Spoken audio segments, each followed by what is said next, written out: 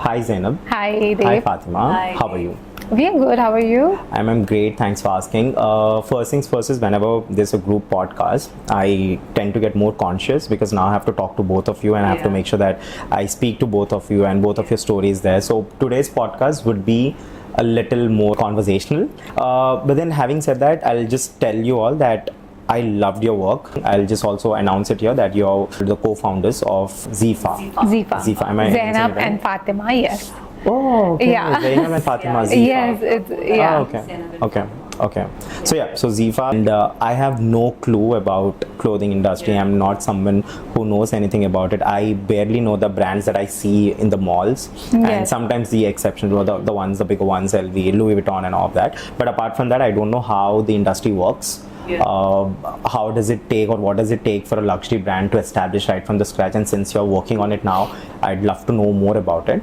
But Definitely. before that, I'll let everyone again know that you both are sisters, Yeah. Yes. right? Yes. And I also have an elder sister. Okay. We don't get along much. We do. Fight with each other.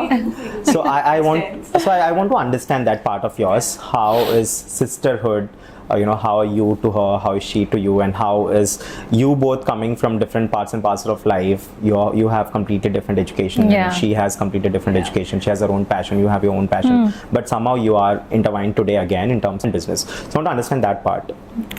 So, I mean, we both have very different personalities. We both are very dominating in our In our own way. in our own way. Yeah. Okay. So, I think best way to say is I'm older, she's younger, but Okay. then there are days when I need her. I need her suggestion from everything to everything, through and through. There are days when she needs my suggestion. Yeah, we kind of collaborate. We collaborate. We don't really. When like now we are doing a new collection, which is 25-26 collection. So it was her work mostly, and now my work is gonna start. But when she was doing her work in terms of designing, we both were discussing about each design, what embroidery. So she takes care of the creative side. She takes care of the Okay, creative okay. side. I take care of the positioning, pricing, Right. placement, Branding. customer, branding, the whole of marketing. Right. And I mean, we both take care of each other domains. Yeah. I mean, this we is a kind of take care of everything. everything, together. everything. Like even when I design, so what we do is I just have an inspiration in my head. That, okay, this is an inspiration. But then I call her and I'm like, okay, this is the inspiration. Let's get on a call. Let's discuss. So she would go research more on that. Okay. Oh yeah, this is this silhouette would do, that silhouette would do, this embroidery, So that embroidery. what we do is we will get on a call. We'll actually make a whole PPT of the whole inspiration. Yeah. We'll sit on it, and then we'll discuss. Okay, 2-hour session would go on. Okay, this is right. A lot of arguments also. A lot of arguments. Then we would Hang up, hang up also at We would times. stop talking also for For 2 half a day, days. and then, okay. Yeah. What do you Okay. think about this? I think okay, we can make changes here. Okay. Yeah. And from there we start, and then the whole collection would be done. And when I make, I also need that, okay, is it looking good? Is it looking bad? So I would just call her. Because she's the creative person. She's more emotional about the designs Okay. and the clothes. I am not emotional. Like Right. she treats the brand as her child. I don't treat the brand as the child. I just see the numbers. Okay. Fair. I mean, balancing out. Yeah. Like how she thinks, I don't think like that, and like how I think, she doesn't see it like that at all. We see it Yeah. very differently. Like for her, it has to look in a certain way, and she would not really care about how it performs. Okay. For me, okay, this is the hero product. Okay, this is not the hero product. This is not Alright. making sense. So there's a lot of arguments on that, and we think very differently. And it sometimes spoils the personal relationship also Sometimes. But for yeah, 2-3 days. But then we Right. kind of manage, because you need to talk about business, right? When Yeah. you're business partner, you can't just shut the door, slam the door on each other's face. Like any other siblings would do, because then you need to talk about, okay, this outfit has to go. What is happening on that? Right. So at the end of the day, we kind of sort it out. Sorry, no, we Right, work it right. out. Great, Yeah. great. So we'll start off with how ZeeFaa was born. Yeah, Right. sure. So when did this idea come up, and when did That's you think a that? very emotional story. I will start with this. Okay. So what happened was, I had a label before my masters. It was Okay. called the You did your masters in fashion technology. in international business. Oh, okay, okay, Yeah. okay. Mm-hmm. So I came back and Which country, by any chance? UK. UK. Okay. University. But she did study fashion. I studied fashion From NIFT. bachelor's from NIFT. Oh, okay. Okay. Yeah. Hmm. So after going to UK, I came back and I got into consulting. It was into development sector, so I was working with artisans and women empowerment and a lot of community development, which also involved a lot of fashion stuff in terms of making a fabric or All right. starting a business. Empowering women basically to do Empowering their women, yeah, understood. and artisans. And she was also working in a marketing firm. I was with Times of India Oh, okay. that time. She was Yeah. in Times of India. She did her masters in Surrey. Yeah. So one fine day, I was in Bombay and she just got married there. No. Yeah, you got married and then we were just talking. Okay, what do we do? No, but you're missing the whole part of it. Okay. So I was getting married and we were going from Oh, yeah, designer to sorry. designer to designer to designer, Oh, yes. and I was just not able to find the right dress for my reception.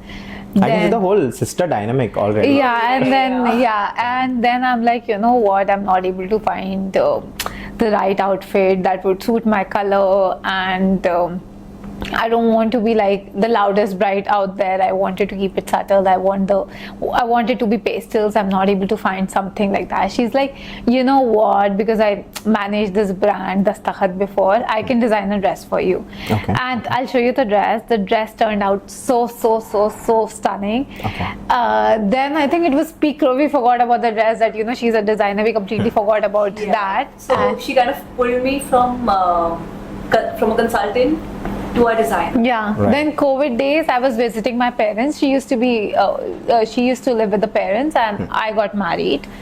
Then we were like, and she was working. She had like crazy hours of job from like 6 a.m. until like 6 a.m.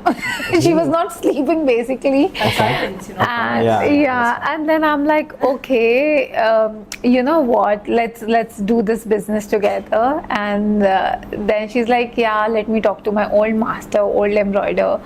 And that's how the idea kind of started, and from there Yeah, we kind of I was in Bombay for one of my project in consulting, and then since she gave me this idea, I was like, okay, we can think about it. Then that time I was like, okay, that day I don't know what happened, that I was fully convinced that we will start something. yeah. And Then we both have pulled our savings and kind of yeah, made the first collection when it was peak COVID. Okay. And How did you work in the COVID though? over the phone. Over the phone, I understand, but and then kind did of you make sneaking. your collections as well? Yes, we did. Kind of. collection. We Okay. came up with 40 pieces of that. Oh yeah, the first collection, 40 pieces. The whole idea was, so we were like, okay, what name should we keep? And I was like, okay, it should be both our names. Right. So Fazi didn't sound so well. We were like, okay, ZeeFaa. ZeeFaa. We'll just name it and Alright. we'll just start.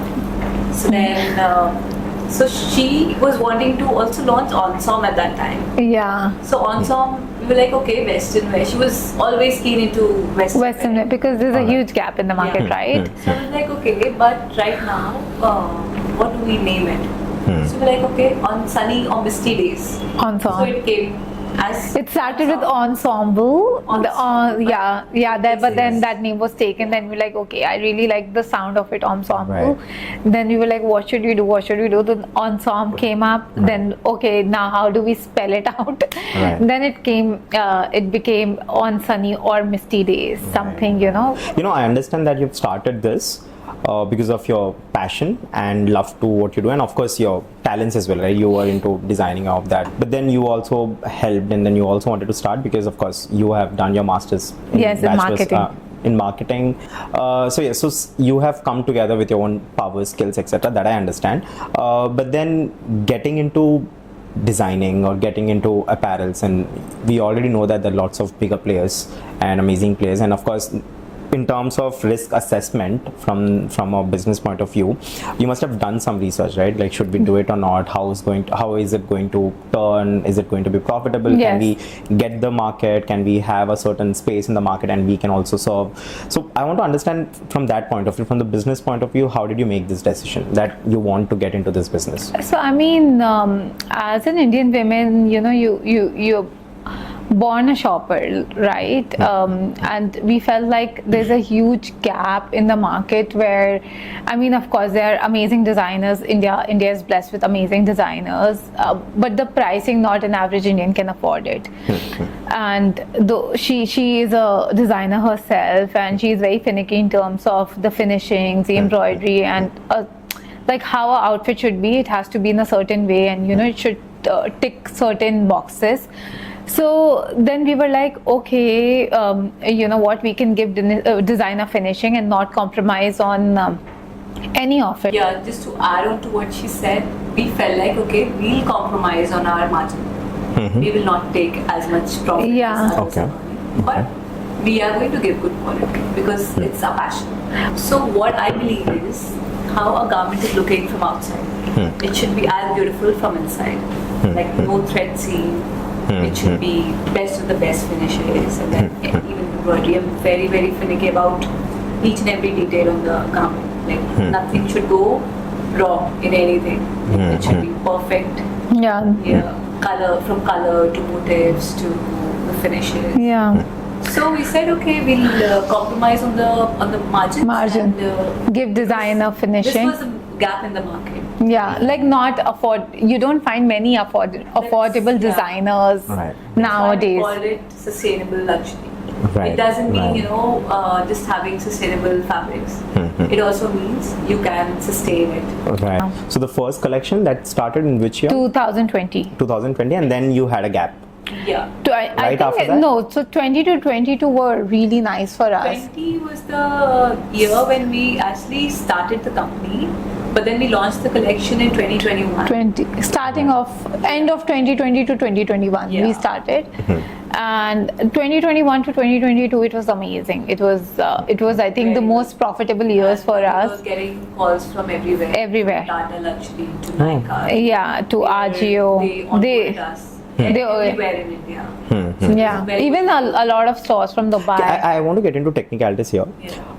How does this onboarding happens? I just want to understand, right? Let's say you have started a brand, right? Yeah. And then you get onboarded on different channels. I understand that part, but then I want to understand the internal workings of it. How do you approach? What happens there? So what you have to do is once you pull the collection together, you of course have to do the photo shoot, a professional photo shoot. Then you approach, say Nykaa. We'll take an example, Nykaa, and then you send your collection out to them. They'll review it, and if it kind of matches with their brand aesthetics and their brand positioning, they'll kind of tell you, okay, you're suited in Nykaa Luxe or Hidden Gem or just Nykaa Fashion. So after that is done, that segmentation is done, then there's a line sheet that you get. You fill out the products on that, and there's a certain margin that they would take from each piece. Then you calculate that on your prices, and you send the whole product list to them. And after that's like, yeah, Right. And the same happens with all the other. all the other All the platforms. others, but then some changes with each platform. Like The margins, Agio yeah. is very different from Nykaa. Yeah. or- because some like Nykaa, they're very self-explanatory. Like that brand manager would help us through and through. Through and Then through. Agio, it's like you have to do it yourself. Oh, okay.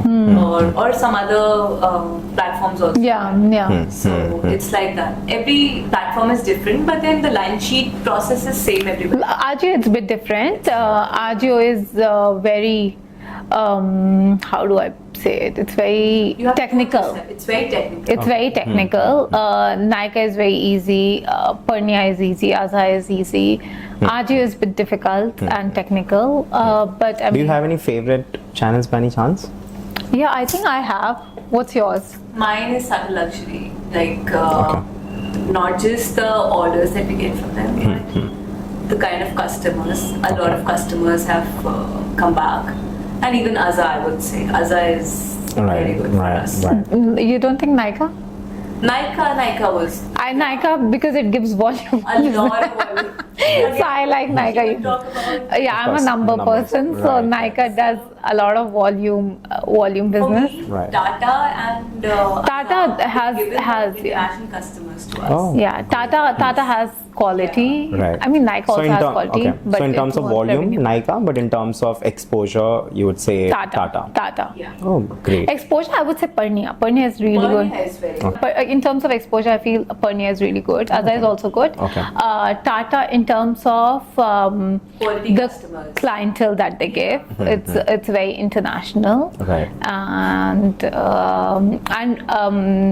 they're easy to retain. Nika is more about acquisition clients, but it would give you volume. Okay. Like single day, you get like 10-15 orders. All right. Their reach Yeah. is really good. Yeah, Orders you cannot even imagine, but it would come from somewhere in the remote area, and it's surprising, right? People Yeah. sitting there is also Right. ordering.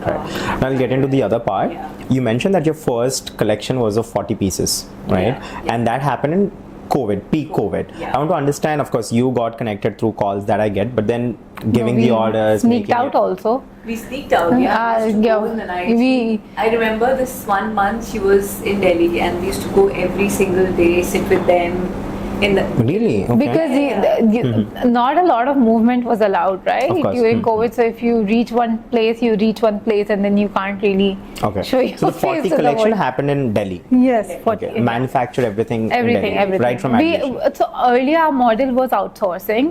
Okay. We were outsourcing everything from embroidery to stitching to dyeing and then dry cleaning. The whole of it. Everything was outsourced. We would of course be involved in the whole process and see the finished product. But that model was not working out because she is in Bangalore, I'm in Hyderabad. So there was a lot of returns. Compromise, like on the quality. Yeah. Because initially, what we thought was we will train these artisans and the tailors and the embroiders to be entrepreneurs themselves. Okay. That was our aim. Yeah. We came up with that. We were like, okay, we'll train them in terms of financial literacy. We'll tell them about the design part of it. Because, okay, they can stitch, but technically stitching something is very different from a normal stitch. Stitching for a boutique is different. Yeah. Stitching for a designer is very different. And same with embroidery. So we used to go. I used to sit there for hours and hours. I remember, and look at each and everything from dyeing to embroidery. Then when she used to be here, both of us used to sit everywhere and get involved in Right. Yeah. the process. There were times when they used to say we have fever, so we used to carry crocin also. Okay, you have this at work. Acha, okay. Like Okay. that. But that time, I think for that 1 year, even we feel they also learned a lot from us. And, Yeah, we also learned a lot from them, yeah, and it was like learning for two-way, yeah. Right. two-way right, street. right. But now we have changed the model, and now everything is in house for us in Bangalore. Okay. Yeah, so we do aim to cater to train. So we want to train these artisans in remote areas. That's a future aim. That okay, we do this part also. yeah, but with outsourcing, what I feel is all these freelance workers, they work for multiple designers. Sometimes they get a lot confused, and they would just, you tell them to make jumpsuit, they'll make it anarkali. That also happens. Right, And right. in terms of money, you bleed a lot because because their focus is different from what the in-house team would do. Yeah. And But then there are ways to outsource also. Like you make SOPs, and you should be very particular about following the SOP. yeah, if any brand Yeah. wants to do outsourcing, because this is of course very expensive also for a startup to pay salaries. It's quite So expensive. yeah, Right, You know, right. to work on both the models, I mean, there are ways. to kind of do it. I'll talk about the gap now. You just mentioned that there was lots of gap and you wanted to do something, and that's where the idea has come up as well in terms of validation, right? Whether in terms of business it's going to do well or not. So I want to understand what's the gap, right? Because I'll tell you, in India we have plethora of brands, like there's an ocean of brand altogether in India itself. What are the problems that generally you see that you wanted to change, and how is ZeeFaa and Onsom going to change in the future? Okay, we'll speak about ZeeFaa first because that's the first brand that we started.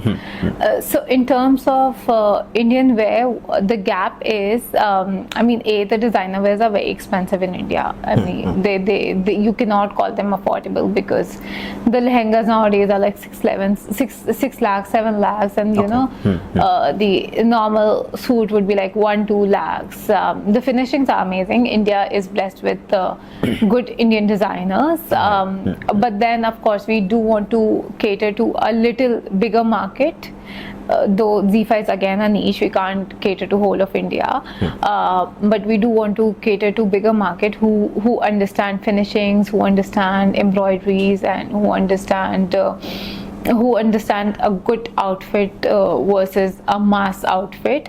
So that's a huge gap. And I would say another gap that I felt was, you know, the traditional costumes are dying. Like let's say anarkali, or that's true. sharara. Our culture is sort of dying. furry pants, So we thought, okay, why not revive all these and Right. create a fusion in the market, and then, you know, where the actual silhouette is not compromised, but also you give it a new look and you sell it. Because earlier a garara would be made with gold embroideries. Now that's so expensive, nobody does that. But then at least we could give quality to That's true. people. Right. So we thought, okay, we'll cater to this market and we'll still revive our Indian tradition, Indian culture. So that was one. And just recently in ZeeFaa, the new collection that we're talking about. So here we've done a beautiful fusion, and which has embroideries, which has amalgamated from, you know, the traditional technique to the modern touch. It's a very fusion collection. Okay. And when we've done the shoot, we've given that those sort of, you know, old kind of drapes, like head covers, and very like Indian look. Right. very Indian, very, you know, traditional but a modern look. Yes, and also one more gap is what we feel. The designers, I'm not talking about the brands, I'm talking about a designer wear brand. The designers are not approachable. Like say if I want to get some outfit customized, which is again not very expensive outfit that I'm looking for, maybe my budget is 20 to 25, but you really can't speak to the designer directly. But you know, ZeeFaa is kind of breaking that also. If you go through our website, there's an option that you can have a virtual appointment with the designer and the team, and if you are in Bangalore or Hyderabad, you can just come meet us and we'll kind of sort out the outfit for you. And we have done so many customizations through that. The timing. When just recently we've done a wedding, and lead time was, her wedding was decided just 1 month before, you know, the actual date. Very heavy I outfit. had no option of going to any designer because they were like, okay, 3 months is minimum. 3 months, 4 months. So we were like, okay, even though we're not as big as them, but we said, okay, we'll take this chance. We'll take the chance. Kind of and just sped up the whole thing. do it. So in very short time, we did Finish the whole of it. collection. Right. So that is a very big gap. You cannot just Right. approach a designer like that. It's very, very difficult unless you are spending lakhs and lakhs of money. But we kind of want to change that, and you know, we are always open to take any customization. And for us, emotions matter more than the money that because a lot of it's a business, right? And unless you are bringing a couple of lakhs on the table, the designer would not talk to you. But we kind of want to change that, and you know, take orders for customization also. Right. I want to understand now the luxury fashion industry of India, because I'm sure I'm not quite sure about the names, but then I think they had this Kolhapur chappal that a brand has done. Prada. That was right? Prada, yeah. Right. And then there was this huge uproar and all of that. And I see that Indian wear, traditional India wear, or anything that's coming out of India is slowly going abroad as well, going international, and people are actually appreciating. Yeah, India is blessed with amazing designers. Right, and right now, since it's on a boom, I want to understand what are your views. How are you going to capitalize on this? This kind of movement that happens, that's happening now. So I think for us, we always believe in hand embroideries, and though machine embroidery is a lot faster and easier way, we have always believed that we've always believed in the technique, because handwork. Also happened in the country is India is full of luxury, like you see from Jamdani's to Ikrats to everything. It's so beautiful that I don't really have to go abroad. Everything is in this country. Yeah, and they are so blessed with their hands, like how they do the embroidery and everything. We ask our masters, okay, what is your son doing? He would say, no, he's going into this line. He's going to, it's dying, and we want to preserve that. Yeah, we have to preserve it. Like hand embroidery of India should not die. It's so beautiful because no two outfits will be same. There's no way, because it's done by hands. No two embroideries would be same. So I mean, when they say imperfectly perfect, it's just that. It just defines. So we do want to, if given a chance to take something global, we do want to take especially ZeeFaa's hand embroidery is global. Because it's beautiful. From a business point of view, this question is like for both of you. One is from a business point of view that you're taking care of, and another one is from the designing part of the creative side of that you take care of. What are your vision for the next 5 years when it comes to ZeeFaa in terms of creative designing? So I feel ZeeFaa, for the next 5 years, I want to bring as many embroidery techniques as much as possible from all over the country, and also bring in some beautiful fabrics. Like I really want to work on handlooms and also some Hyderabadi lace that you were talking about. So very recently I was telling her, please go to Charminar, find out about the laces, like lumpy and all. So we want to include everything. Like we want to preserve that. It shouldn't be like that they stopped working on it, because many hand embroideries. Like I'm in Bangalore, Karnataka. There's this embroidery called Kasuti, which is dying. I have been, you won't believe, from past 2 years I'm trying to find people.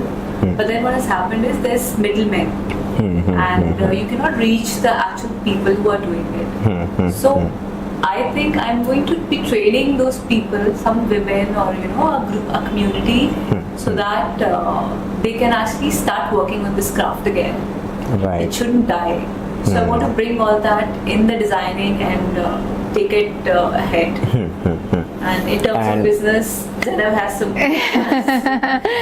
So I do want to educate customers upon, because I'm the one negotiating all the time with the customers, and they really don't understand the meaning of hand embroideries and finishings, and then they'll be like, "Arey itna महंगा हम क्यों ले? हम तो Sabyasachi से जाके ले लेंगे."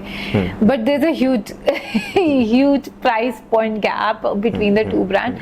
So I do want to make customers understand that what it takes to do the hand embroidery. It's not a mass thing. It takes a lot of time and effort and a lot of days to kind of finish a product, and the finished product is not the only cost. You got to see the labor cost in it, how many days they have worked, how many hours they have worked, and the whole process of it. So I think when the customer is educated about a good outfit versus a mass outfit, the sales would eventually flow. So my target is not just the sales. It's for me. It's more important that they understand that okay, this is a designer wear product, and this is how a designer wear finished product looks like versus something mass, and just a brand and not a designer wear. Yes. And in terms of revenue and in terms of all those big names, what are your plans? So now what is happening is a lot of big designers, they are kind of entering this segment of sustainable luxury. Okay. Anything that you can name? I mean, everybody is doing it. Taru Talyani is doing it.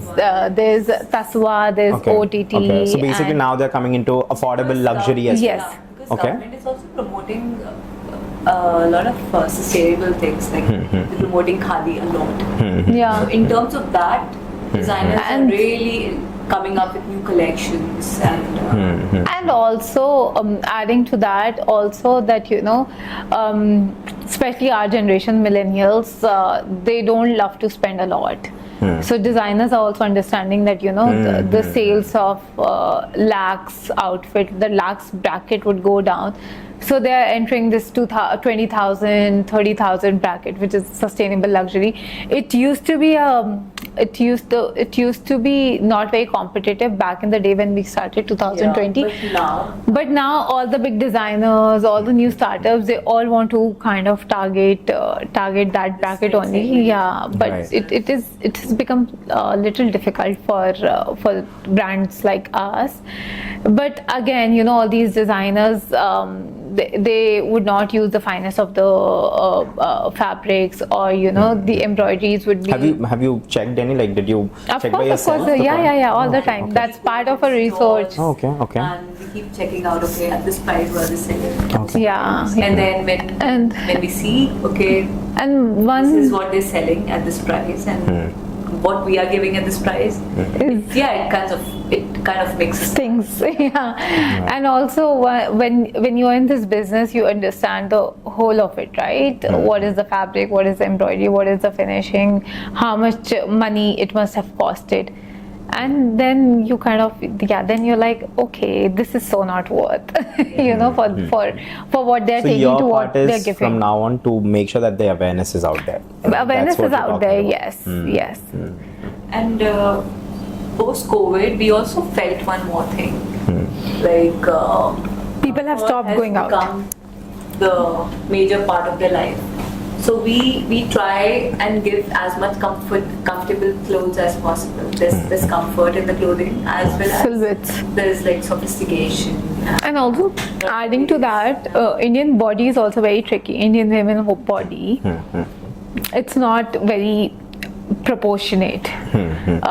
So our new collection is designed keeping that body frame in mind, because most of the Indian women are pear shaped. Do you understand body shapes? Yeah. Little bit. So most of the I have a sister, so I somehow. We researched a lot about this. There's no perfect measurement for India. Yeah. Like how it's for Japan or Europe or UK, but India there's none. Yeah, the proportions are not We had there. to research a lot on this, and then we came up with a collection which would suit all body types and it would fit everyone. Like, And the skin color also. Indian skin color is also very tricky. very beautiful. Yeah. At the same time, some would say I don't look good in red, and making them believe that okay, you look. What kind of red also Yeah. depends, right? Like it's just not yellow. It's what type of yellow also goes in the picture. So we have done a lot of research before launching this collection. You mentioned ZeeFaa's when was the last collection that you dropped on ZeeFaa? It's going to come. Oh, okay, which? Yeah, this week. Oh, This week we'll be okay, launching okay. the new collection. Okay. Yeah. Shall I launch the podcast also, like very near? I think we should we schedule can. it accordingly. Yeah, let's do that. That Right. would be So nice. tell me, what can I expect from this new collection? So this new collection, it's very flowing silhouette. Okay. It's very comfortable, very comfortable. Like you don't have to think about being bloated at a wedding and stomach, Seasonless is, stomach being popped out. Main Oh, okay, thing. okay. Like Yeah. you can wear it for any Summer, occasion. winter, Oh, okay, because okay. fabrics Seasonless. are such that Wow. it's perfect for all weather. And also hand embroideries. hand embroidery. Do you have any? I just have a look at. I you should have on my phone. Oh, okay. I'll see it. Okay, So okay. it's not online as of now. No, right? no. What do you call this collection? Because I know that there are different names for each collection, so I want to understand. It's called Desert Desert Rose. It's actually inspired by the song Desert Rose. Oh, okay. You know, it's about loneliness, it's about love, it's about Romance. passion. So Wow. this whole collection is designed keeping that song in mind, because I heard it so much. And I was like, okay, I need to bring something which has, you know, this dream, this loneliness, this love. For every collection, I understand, right? You have a certain inspiration and then you work on it. Now that you mention it's Desert Rose, the song. I want to understand, how does this start? Let's say you want to start a collection. When do you think that we should start a collection? And then how do you ideate it? Like, I want to understand the whole. So usually it's, you know, there's a cycle. Okay. Spring, summer, autumn, winter. Oh, okay. Yeah. Please tell me. So we have only 2 cycles? I want to understand We this. have 4 cycles, but Okay. then we are usually 2 cycles. Okay. For any. Yeah, for collection. Majority. Internationally, Okay. this has been followed. Okay. And what they do is. What's the first? What are the name of this? Spring, cycle? summer. Spring, summer. Summer. And? Summer is one, and then autumn, winter. Okay. Autumn. Okay. And then Can you tell me the months also? Like So which spring months? summer is launched in February. Internationally, it gets launched for next year. They've launched now Already, okay. It's like that, and we kind of follow them. And India is also, you know, coming in. India, I think it's more about the festivals also. We do a lot of focus on festival, and then there is now importance given to holiday. There's importance given to wedding, lot of things. So India is just not following the season, but also the weddings and the celebration. Yeah, I think it's Jan to August and then Okay. September to December. So that's the time when we launch the new collection, because wedding season in India is October, November, December. Oh, okay. And then April, February, March, April, yeah, May. April So that's also. the wedding season. Before that, usually they launch the collection. Okay. And ZeeFaa, we call celebration wear also, Yeah. Okay. where, you know, you don't wear it regularly. Yeah, On any occasion you would wear it. It's occasional festive wear celebration, but it's more of celebration wear. Right. Yes. So we usually launch 2 collections per year. Okay. And each collection would have 12 to 15 pieces. Okay. And Okay. we would also make some extra pieces just in case, you know. Right. at What are the that time. sizes do you make though? So Do you have like? when we make the first piece, it's usually like a, you know, sample which is not done Model with actual size, yeah. fabric. So that's called Okay. our test fit. We Okay. do that. We Okay. make muslins, and then after muslin, if that looks good, and if all the technicality is achieved, then we would make a sample, which would be a model. Model size. Oh, okay. So Okay. 6 or 8, whichever. So we would make model size, because we need to do the shoot first, and after that, then we upload the images, and then we start taking. So we don't make the outfit and keep it with Right, us, because right. we believe that it leads to a lot of wastage and it's not good for the environment. And also when we want to send the outfit, we want it to be as fresh as, you know, something just out of a workshop. Right. So the process, how it works is, you place an order, we do the model sizing, we do the shoot, it's uploaded on the website, and it says clearly that will take 7 to 10 days in terms Okay. of kind of delivering the product. So once we receive the outfit, then we kind of start the process again and do the embroidery, then stitching, dyeing, and then we kind of ship the product. Okay. So only once we receive the order, then only we do the How do production. you measure the success of a collection? Is it based on the orders? In number of orders. Okay. Number We of have orders. like a sheet which we maintain, and from each platform. Plus, there are times when it's on word of mouth or exhibition. But I mean, you know, in terms of the whole collection, it's never a success or failure. It's always the products. Like from the first collection, there was this emerald green outfit that I think we must have received order on that outfit every single day, five to 10. There were actually like 5 to 10. So those are your hero products. Hero product, so it's it's always like, you know, the whole production, the whole collection would not be a success, but 2-3 outfits from Pieces. each collection would just relate with the customers, and they would Right. just want those products. Right, understood. So that's how it works. So we try to analyze the product. We try to analyze the collection also. And sometimes we see, okay, if this particular product is selling one size, L size or XL size. In India, it's mostly M, L, L, XL. XL also goes. Mostly. Because our age group is also like Medium, large. 35 to 55. So that age group, mostly there are women who like L, XL. So we would sell like that, but not like a whole collection, but yeah, some good Yeah, ones. S and XS do not move that much, Not much. but M and L moves a lot. For Western wear, we've seen the other way around. Like for the last collection, what we've seen is S, M that would sell the most. Right. Yes. Right. But for Indian, yeah, XL, L for sure. Right. Let's say the number of orders you're getting, or let's say the brand recognition or the retain value. I want to understand what has worked for you till now. What are those things or strategies that you might have worked on? And So for us, what has worked is retaining customer has come very easy to Yeah. us. You know, by Customers. God grace. why do you that- think that happens? that's- Is it because of the quality of the kind of product? Quality, also the, you know, how she mentioned that we're very approachable. So Yeah, that also it's plays a very important role. Plus obviously the quality. If they like once, they would Yeah. obviously come back, Right. and they would bring 5 more people with them. And it's also, you know, after sales, what you do for any business. You know, once you sell a product and you just cannot bid farewell to the client. It's after sale also. So there's a lot of personal touch that we give to the customers, like, you know, how did it go, how was the function, did it fit well, do you need any help, do you need any styling tips? So I don't know what has worked with the customer, but retaining is something that has worked very well with us. We say that, okay. Yeah, like touch wood, and Yeah. all the first, I think our retention of customer is very high. Right.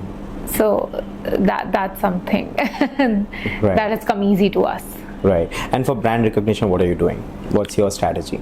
So until now, what we were doing, we were just relying on word of mouth. But now the digital era has changed everything, and word of mouth is just not enough. You need influencers, you need celebrities, and you need to publish yourself in the magazine. So step by step, we don't know what's going to work for us and what's not going to work for us, but we do want to try each one out and see that, you know, for 2025 and 2026 what is going to work for us. But so far until now, word of mouth has worked beautifully for us. And I still believe that that's a very powerful thing. Word of mouth, nothing can beat that. No social media, nothing. Yeah. It's traditional and it's always valuable. Always reliable. Yeah. Understood. What's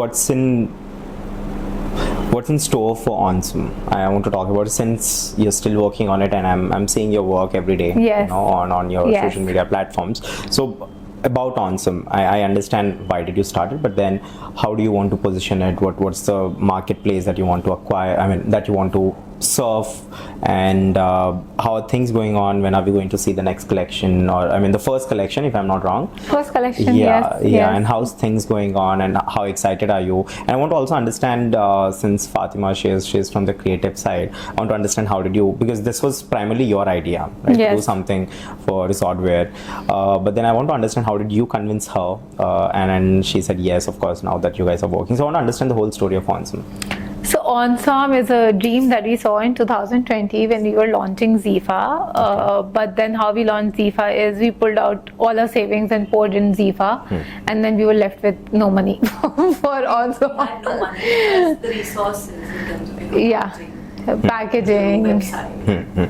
So we had nothing. So we thought, okay, let's just come. Because everything was kind of doubling up in terms of, you know, saying you want to order label, it is doubling, then the Tags. packaging, everything was doubling, and it was revenue wise it was not making It was not sense. possible. It was very difficult. But then 2025 is when, yeah, I mean, I think I was talking to her. Yeah, new collection. No, so what we felt was earlier, Western and Indian brands were together.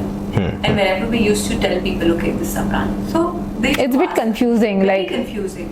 We thought, okay, do you do Indian or do you do Western? Because you know the brand identity, which is Of course. yeah. has to be formed, is not really there. We can see it. And both, I mean, both the lines are doing well. The Western is also doing Right, well. The right. Indian is also doing well. But now, how we started with resort wear, that we were discussing, and we were like, there's hardly anybody out there who's doing a quality resort wear. Nobody is doing quality. I mean, Right. there are a couple of designers who are doing resort wear, but very expensive again.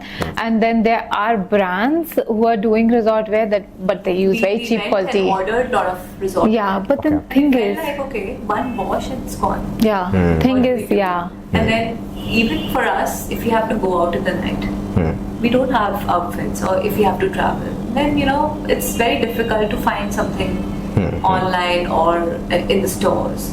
And same thing like black color, white color, blue color. red color, and blue color. It's like that's it. There's nothing. There are no other colors out there, Then and in terms of silhouettes also, everything is so like, so similar, Like- you know, one strip dress or one jumpsuit, Yeah. similar kinds everywhere, with one trim detail on the button, similar buttons. yeah, that's the thing. I mean, there are good designs also, but they're very expensive. And then if something is affordable, then you see every second, third person wearing the same outfit. So we kind of wanted to fill that gap of giving quality at a not reasonable but sustainable price for what it costs, right? Because it's not very cheap to make all these outfits, because when you use fine material, fine embroidery, and give proper finishing, it takes days to kind of finish a product. So again, the labor cost and the costing of fabrics, embroideries, everything adds up to it. But we like to charge what it costs. It's not unrealistic. It's not something with like very high margin, because we are left with very thin margin, because of course you want to cater to more people, and you know, have a resort wear brand from India that, you know, okay, this is an Indian resort wear brand that you can wear internationally and domestically, and something with quality.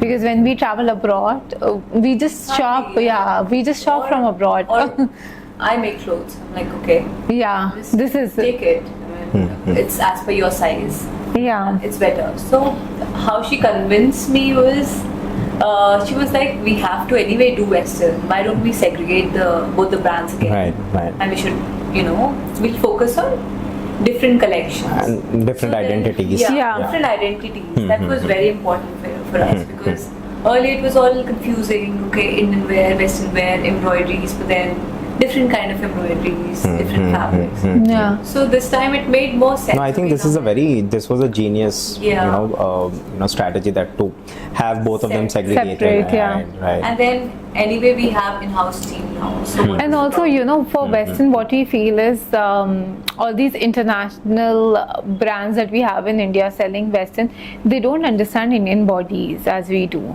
I mean, when I go shop a product, it's the fit is so awful. It's so awful. Very, very Like, you know, one big event I would wear it, and then I don't want to see that again, because it's just so uncomfortable. So they don't really understand how an Indian body would work and what comfort means. So that's also one gap that we feel that, you know, that must be filled. And also a lot of confidence has come from doing clothes for people outside India, like, you know, international clientele. So we I made clothes for some of the international clients, and the feedback we got from them was excellent in terms of quality and in terms of. And for Indians also, we have done so many for so many when they people go traveling out, abroad. They, you know, they were like, okay, a lot of heads turned actually by wearing this. We were like, okay, so we can actually get into this and do it. Right. Yeah. Right. Do you have an average order value by any chance that you would want to let me know? For Onsom? Yeah, no, not Onsom, for ZeeFaa, because Onsom is yet, I mean, it's still going on, so not about Onsom. But then if you have numbers for both, then I'm fine. So what's your average order value, if you can let me know? Like, let's say someone is ordering with you, what's this average value? I think for Onsom it's coming somewhere 10 to 15,000. Okay. And for ZeeFaa it's coming somewhere 15 to 20. Right. Yeah, And I just did the costing yesterday. I was so mad at it. I'm like, clothes are expensive again. Like, this is the day I don't like you anymore. Right, Expensive. right, But then, what? Yeah, but I mean, I understand her part also, because you gotta pay the salaries, Of and course. when You don't want to compromise on anything. when you Right, give right. quality would cost time, yeah. more than mass. Time alone. Right. Like, something can be made in 1 day, something Right. can be made in 5 days. So Right, I would right. prefer those 5 days than, because for us brand recognition is very important. So Right. Yeah. So as of now, are we, I mean, how's the business? I want to understand the life, I mean, the health of the business now. Are you profitable, or are you still bleeding and trying to make different So collections? the How's it going on? first 2 years were very profitable for us. Okay. The first collection. Then 2022. Okay. I delivered baby and she got married, so Right. we kind of moved to. for obvious reasons We moved in different zones, and as a new mother, I absolutely had no time, and I was finding very difficult to juggle between work and baby, like how to manage it all. And for her also, it was a new city. Yeah, it was new city, but then still managed to get it done from Delhi. on the Right. phone. Right. But Yeah, but it was something very was not sustainable. compromised. So we were bleeding a lot of money back then also. Yeah. But then that was. I think whatever, in terms of profit, whatever we made in the first 2 years, was we all- lost in the next those 2 years. next 2 Right. years. Yeah, but now the structure of the business has It's coming together. yeah, and it's hoping that- formed Right, beautifully. right, Like right. production is happening under her, and the marketing is happening under me, and we both kind of collaborate each day. We have a Google Meet, and then we discuss on what's happening on production, what's happening on marketing. Wow. If you meet us next year, that would it would be different, because No, there will be a part 2 of this. part 2 of this. But having said that, so now that you mentioned for the first 2 years you worked on it and it was all amazing, but then you had to take your time because you delivered a baby and then she got married. I want to understand, how is business for a woman? Business It's not part, easy. how's Not that? easy at all. Not Okay, easy at all, because the Right. first collection that we were making, Right. we were getting it done in Delhi, and there were so many nights when we were coming home late, and we felt so It like was, completely, unsafe. Different life. You're not married, you don't have responsibility, you don't have to come. Yeah. Parents are there to take care of everything. But I mean, also So it was good, and for a creative person, it was like a lot of freedom mentally. Like, I could just think about just work. yeah, like For her also. with her, what used to be that because she is creative and she has to take inspiration from something to make a collection, right? Earlier it used to be very easy to tell her to switch on this creative mode and design her collection. Right. Now, because she's married and her brain has is the blocks, right. Yeah, so she has like so many different aspects in life. So I literally have to fight a lot with her. I'm like, why are you not getting in your creative zone? Right, When is the collection gonna be ready? Right, And right. she's like, I'm not getting inspiration. I'm not getting inspiration. And There's then a lot of mental block. Right, yeah. Right. And So for her also, I would say time. How she's handling it is No, beautiful. Like, she would go early in the morning. No, I know this part little bit because we tried scheduling this podcast 2 4 or times 5 before. times. Yeah.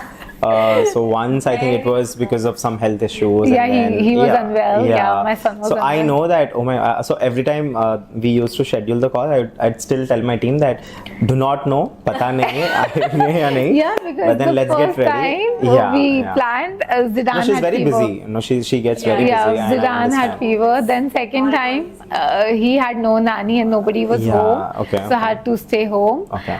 The third time, he was puking all day. Right. So I know that part. So I wanted to actually understand like how is business before. I mean, for women, of course, there are certain problems traditionally, but then more of that add-ons when you're married as well, and then more of that adds on when you actually become a mother too. Right. Very difficult. Right. So you are a wife, and then a businesswoman, and then a mother. Yeah. So that's why I asked this question. But then for you, how is it different? That you were working before getting married and then you worked it after getting married. How is it different now? It was a lot of independence before. Right now also I would say I have a lot of support system. My husband supports me through and through. But then there are certain responsibilities which I don't want to be guilty about later. So I would like to take care of that aspect. Do you have guilt? Like ऐसा लगता है कभी that today I did not give much time and all of that? Not really. Yeah, I have that. You have that. Okay. I try to manage as much as I can. If not on the weekdays, I would manage it on Sunday. So I'm content that okay, I'm doing what I love. I love my husband also. Right, so right. that also I take care of it. I mean, every day, morning, evening, I try to communicate as much as possible. Try to give time as much as possible. Yeah. A lot of times when we are talking about, say it's 9 p.m. and something, because my day is very busy. So sometimes, only 9 p.m. is when my bulb will be on. And then I'll call her. I'm like, okay, so, this client was saying this. She's like, I'm with Abbas. Okay, we'll talk later.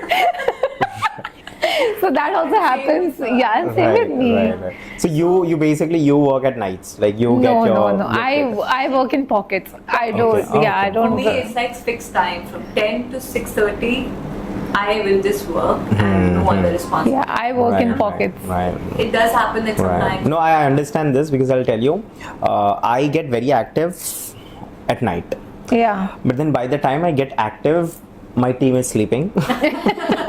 Shashikant is at his place, and then everyone, and then I'm stuck in my room, right? And I have my studio. I stay very nearby, but then I have to travel to my studio. Of course, my guests wouldn't come at I can't call them at like 11 chalega 11 baje raat mein, I can't do that. Yeah. So I get active at 10 p.m. and I get this huge motivation. I'm like, some people work I can better. do anything. That I think kind of she confidence. also. At night, Right. I think about the next day. Okay, this I need to finish. Yeah, if she's awake at night, then I just know that the No, sketches I are really want ready. to get this tip from both of you. Now, Yeah. since that you work at nights as well, you're mentioning, I want to understand this. So what happens is my problem is at night I get active. I feel like I can do anything that I want. I feel like very powerful, and then I write all the ideas for the next, like what to do, what not to be done, etc. Everything, right? And then the next morning I wake up at 3 p.m. Right, and 3 p.m. So for the timing for me to just get up from the bed and do my regular things, it becomes 6 p.m. and 6 p.m. ko again evening. Bahar I can't go and film because I'm a podcaster. Sometimes I have to. I can't film at nights, and then my team is usually they're gone after 7, 8, and then I don't have much time, and then again the same thing happens. So it's like a toxic loop for me. So raat se, I feel like I'll do everything, and then the next day I'm not doing anything. Yeah. And again by the night I'll next day say I'll wake up at time. On time, and then when there's daylight and all of that, but then it doesn't happen because I'm not sleeping in the night. So by the time I wake up again, the day's done. So I want to understand from you. Please help me. What can I do? So no, I was a night person. Like I used to just work in the night, study in the night. Okay. But then I changed myself because the world does not work accordingly. Exactly right. Yeah, Right. I think some discipline is always good. That discipline I learned from my sister. Yeah, I'm very disciplined. She's a morning person. Yeah. I was a night person. Okay. Then I was like, okay, no, this is not working out. I need to be at work on time. I need to do things. Because when you are on time at work, then your team also gets inspired. So for me, that's very important that my team sees me. And they get this motivation that okay, we'll do more. So for me that really matters. Yeah. It's One day a subcategory of Yeah. don't sleep the entire day, sleep in the night. it will be fixed. Right. Yeah, it Just will be 1-2 fixed. days. I think that would be the 2-3 problem. days Then, you have to do, and yeah, then you'll I'll be have fine. to do it. Yeah. It's also a very Hyderabadi culture also. Right. To be up all night, because when I first came here I just didn't understand like what is happening. 3 a.m. the whole house would be active, and then they'd be Right, like chalo chai peene jayenge. मैंने कहा, "अरे." अभी तो सोना था ना. So I think that's a Hyderabadi culture Right, also, that you right, drink right. lemon tea all through the night. Yeah, Hyderabad is like that, you know, they go on drives and have lemon tea Right. and then they'll sleep in the morning. Right, It's a right, very Hyderabadi thing. Is Hyderabad catching up to you as well? No. So I've always been like this. Like I used to come back from school, my school days, and Who was most mischievous though in your school? Like out of both of you? Like, okay. I was like a sincere girl, but then I would also put things in her head. Okay, you do this. You do Yeah, this. mastermind. She would be the one Okay. who would Doing it. Right. Yeah. Right. always execute it in the most mischievous manner. Yeah. So, Right. My mom calls her mastermind, and I'm the executor of Right. wrong things. Oh, okay. Amazing. So yeah, so you were saying something about your school. So your school? So my school. I used to come back from school, take out my colors and my coloring book, and used to start sketching every day. And this used to be my routine. Yeah, throughout my she school. was Like, I would obsessed with colors and homework paints. for my sister. Yeah, I never did any of for my sketching, neighbors, coloring, no, for their, never. the chart papers, their assignments, everything for my classmates. I was obsessed with art. I used to just, in my free time, I either used to. And that's why you did your bachelor's in fashion technology as well. But I didn't know that I'm going to go to NIFT. It was my mom who pushed me to. Right. I had no idea. Okay. So I was like, okay, I'll be a creative person. I'll go into something creative. I had no idea. What has been your biggest takeaways from your college? From my college. Yeah, your fashion college. Yeah. Okay, from my college, one was we can take any challenge. We Okay. can work in any environment, and we can make it happen.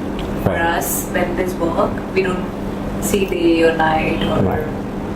something personal. Work is work. We would execute it no matter what.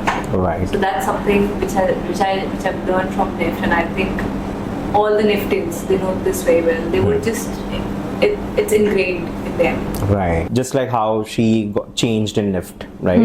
ऐसा कोई transition do you have? Like something that has changed you as a A person? lot of times, I think I've been to a lot of phases when I was the most outspoken one, then I was the most introverted one, then I've been the most nervous one in the room, then I've been the boldest one in the room. So it is always like how before we started, like when we were talking just before that, like we go through all these personalities and the personalities keep changing, right? I think my personality has changed so many times, and it's never one fixed personality that I have.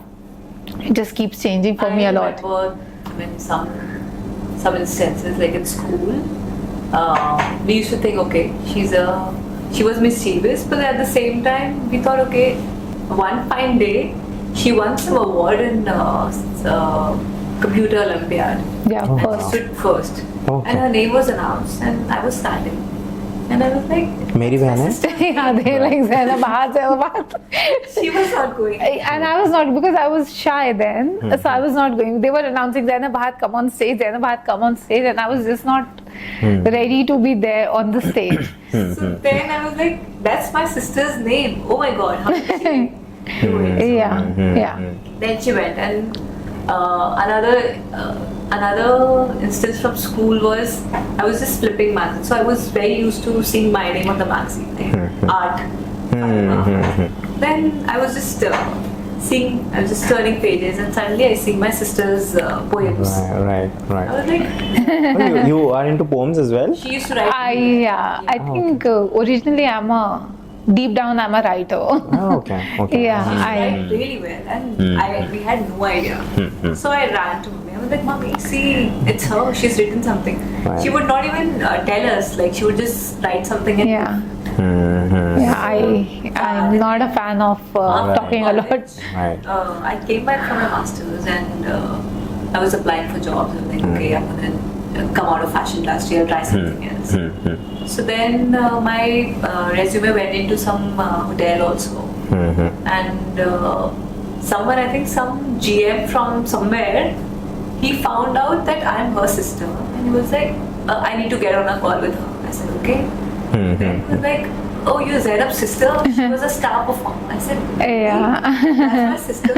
Right. So, right. yeah, her personality Yeah, my personality changed a lot, I think. surprise us. Yeah, I go in zones. Like, I could become the shyest one, then I could become the loudest one. Then I'll make it a little interesting. I just got this weird idea right now. You define her in 3 words. Just try to define In 3 her. words? Yeah, in 3 words. How would you? Passionate, dreamer, and achiever. Okay, all right. Yes. And how would you? Confident, intelligent, and she's an achiever. Big achiever. Achiever means same. Yeah. Yeah. Amazing. So we'd move on to the times where you lost hope, right? Because in business, I'll be very honest. Even I had my own times, my share of downs where I'll just wake up one day and I'll stop everything, right? You have days like that. So I want to understand what has been your days, how did you navigate out of it? For me, I think when I became a mother, that was a time when I just thought that I would never work again. Because it was just not happening. I was just trying and failing, I would leave my son with the caretaker, and then I would go to office, though my husband would be home, but then he would cry and yell for me, and then I'm like, is this even worth leaving him? Then I tried working from home. Okay, let me try working from home, but it was affecting my mental health so badly. It was making me very depressed, working from home. Then that was not working out. Then I think when he started school, that kind of gave me a little time to myself, and then that's how I started bounce back basically to work again. Otherwise I had lost all hopes that I would never work again in my life. Right. It was just not working out because either you have to be okay with the idea, okay, I have a nanny, I can rely on the nanny, because I was not making peace with that also. Okay, nanny is there, and then the guilt would kill me. Why leave a child all the time with the nanny? I'm not saying that is bad or this is good or this is good or this is bad, that is good. It's just what you make peace with in life. I was not making peace with that. I was not making peace with not able to work also. So you're just unhappy. Not able to do this, what do you do? But then I think my mom, I was talking to her, and then I was just complaining, oh, my day is so long and I'm just so tired and nothing is working out. She's like, okay, stop whining and complaining, get back to work now. This is actually the lack of work that's making you go crazy, and you need to go to office. You go for 2 hours, it doesn't matter, don't go for all day. Go for 2 hours and you see the difference. And I think it worked out. Now I make sure, since my parents are here, I'm like, I'm going to work, so the whole crew comes with me to work now. Right. My son would come, my mom would come, my dad would come. So the whole crew is coming to work with me nowadays since 3-4 days. But now I follow that. This is my happy place. Because if I'm happy, my son is happy, and everyone around me is happy. So this just works out for me now. That come for 2 hours. Some days it's 8 hours. Some days it's 6 hours. I take each day at a time now. I don't plan the next week because I don't know what the next week would look like. He might fall sick, I might fall sick, so we don't know. I can't plan my next day or next week. I just take each day at a time and try to work it out. That's how it works for me. Perfect. And your bad days, Fatima, like how do you take care of that? So there are bad days, of course. Especially when you think about something and that doesn't happen. But then I don't give up. I don't have this nature of giving up at all. I would get up, I would run, just not me. Plus, I do have a very, supportive family, like her or my mom, my dad, or my husband. They're all like, if I don't, then they all say that we hope so much that I have to push myself. And sometimes when I give up, it's like these voices. Yeah, I think our parents are kind of pillars behind it. Unlike other parents, and especially in Muslim families, our parents push us a lot. Like they are never okay with us sitting at home or making. They've made us very tough. Like we can't imagine. Like when she complains about or whines about something, we all listen to her for like 15-20 minutes, and then we'll be like, okay, now go to work. Okay, this is enough. It's like, I mean, it's just not me, but my surrounding is such that I don't have to give up. Like they're all there to push me. Yeah, but I mean, having said that, for a person to work also, it's also the whole ecosystem that should work out. If your husband is not supportive, you can't really do much unless you decide to separate or choose your own life. Especially for women. For men it's different, because as an Indian, or we have always seen our fathers work, grandfathers work, or great grandfathers work. So for guys it's never a choice. A guy has to work, and that's a lot of pressure. But for women it's always a choice. You can work, or you can stay at home and not work.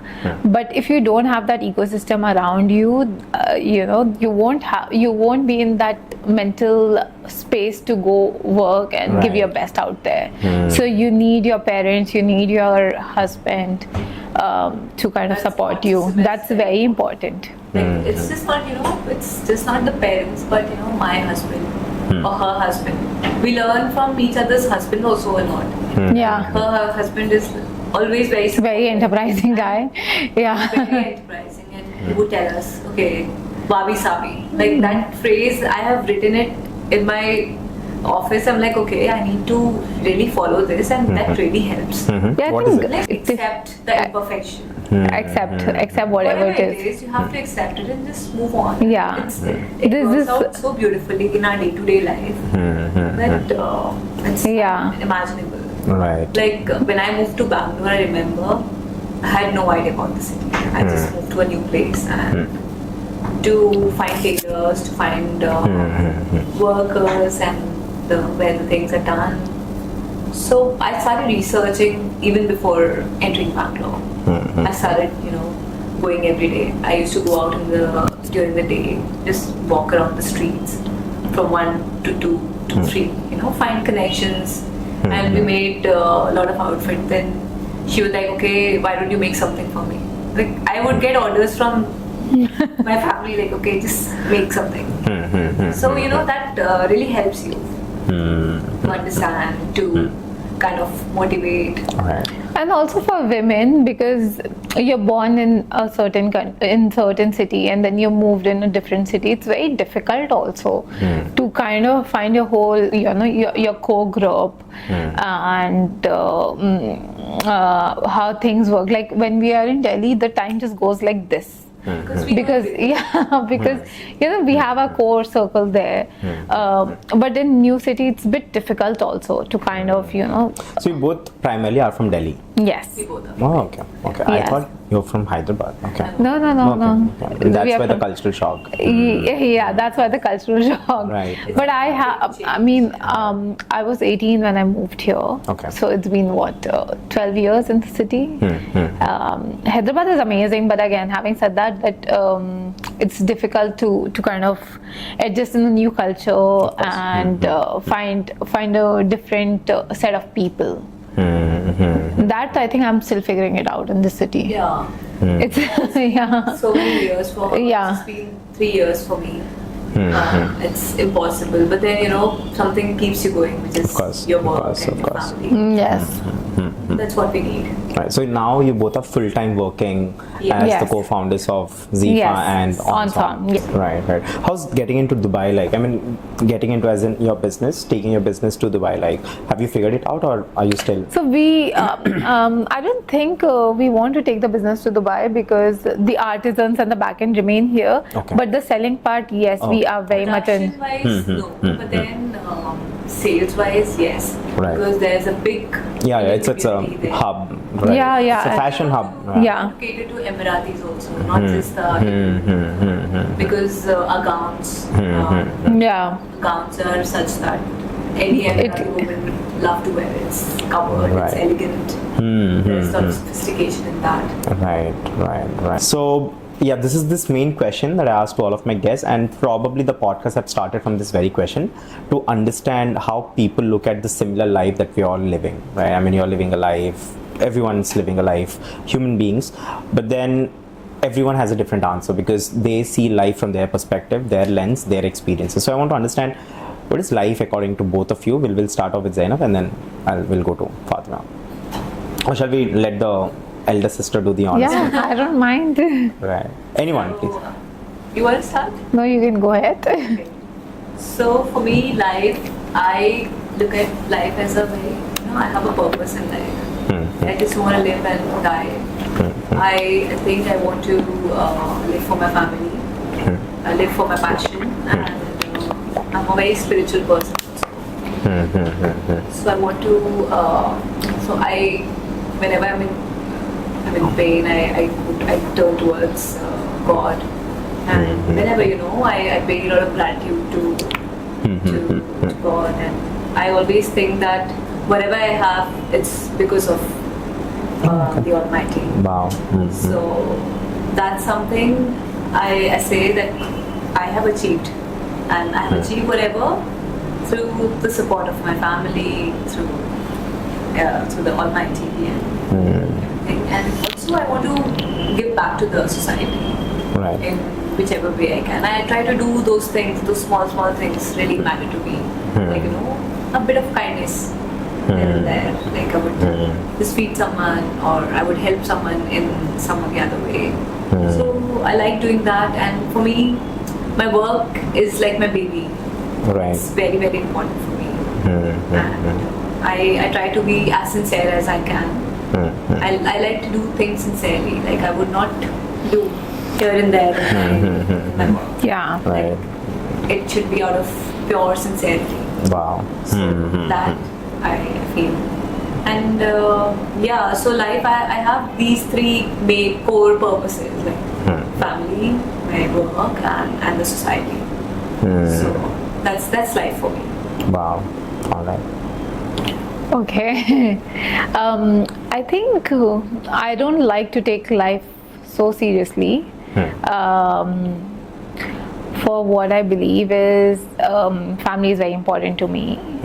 My parents, sister, my husband, my child, very important part of my life. And what life is for me is do good work, help the needy, and be happy, be content with what you can achieve and what you've got, and but don't regret for something that's not written for you, because Wow. you That's can't get it powerful. all, and you should just be happy and content with what you have, and have no jealousy in life, because it takes you nowhere. And just learn to cheer for others, learn to be proud of yourself for whatever you have achieved, or whatever you think is right for you, and always stay strong for what you believe. Like I said, have no regrets in life. I don't think I am someone, if I have a regret, I'll try to make it right. But I am a believer of you should always stay strong for what you believe, and you should not bend your rules for anybody or anyone in the world, and leave this world a beautiful place for the younger generation. Yeah, with like little, because I feel like with digital world, everything is changing. Like we don't live in a real world, and nobody is real nowadays. There's no nobody who's genuine. Everybody is so like quoted and fake, and not talking the actual self, and they just want to dig out the best or worst out of your life. But what I feel is let the world be a little real and genuine, and you know, we are not robots, we are human, and these emotions matter, and life is not perfect what is shown on digital world. So let us all embrace imperfectly perfect world, and that's how it's supposed to be. So I think that's yeah, like be deep. Just don't be surface now level. that I've spoke about this, and now that you both have answered, I've got a couple of more questions to ask. What is happiness to you, Fatima? Like, what brings Fatima happiness? I can what go brings first. you joy? I think for me, what happiness means is peace, stability at work, stability at home, and just a quality time with the ones around, and the quality with the work that you do out there. You should not rob the people, first of all. Give quality for what they're paying and what's right, and always stand for what's right. And just I think that's happiness for me, like very, very simple. Family, work, and peace and stability. That's what it is. Small things. Happiness, again, small things only. I don't expect a lot of big things, but yeah, it keeps changing. Like, you know, since I'm a creative person, sometimes I'm in different zones, sometimes I'm in the other zone. Like today, my coffee would just make me happy. Tomorrow it would be just 2 hours of good work. Right. Third day it would be just, you know, little kindness. Yeah, I think she said it very beautifully, because we all go through phases, right? So for me, happiness keeps changing, but then it's limited. Like I would come back to the same things Yeah. again and again. Yeah, I think, yeah. So yeah, sometimes I would just go and buy a small lipstick, lip color, and I'm like, okay, I'm very happy today. It's making me look nice. So yeah, small things. No, I really want to see how everything works out. Yes. And you both are really beautiful souls. And the way you're complementing each other, you know, in terms of what she does and what you do, I think that's really amazing. And I'm really looking forward to it. And how much time has it been that we are? It's 1.5 hours. I think we were here at 4:30. Yeah, almost so it's 3 2 hours. hours, but then the podcast recording 1.5 hours. But then we just went, and then there are lots of questions I wanted to ask about the relationship that you share with your parents, with your husbands, and you know, all of that. How do you balance work-life balance? Lots of questions are there. We'll do it for the next part. Okay. And I'm sure by then I would also be able to spot ZeeFaa everywhere and Onsom as well, hopefully. Yes. Yeah. So I want to wrap this podcast, and as I mentioned, there are lots of questions, and I definitely want to talk about it as well. And I basically give my guest a philanthropic dare. I don't like restricting the impact this podcast episode can create just to the studio, but I'd love to go out and do something for the society with the guests. And most of our guests, they can, it's just that sometimes they don't have time, so it's just like a small reminder. And since we're doing it on the camera, I know for sure that there will be other people also looking at you guys, and you know, start doing something for the society. All right, so you're up for it, for the philanthropic dare? Yeah. Okay, so the dare would be, since you are into apparels, garments, etc., what we'll do is, let's go to a old age home, or let's go to any underprivileged places where there are lots of families. I'd love you to donate some blankets to them. Would that be okay? Of course. Right, I mean, since it's winter now, of course. So once the podcast gets published, and whenever you're free, let me know. Whenever I'm free, we'll schedule it accordingly, and then we'll go to any old age home or any place where there are families, underprivileged families. I'd love for you both to donate something, and I'd love for people to see you both and do something as well. Okay. Of course, that would be really nice. It was great having you both here.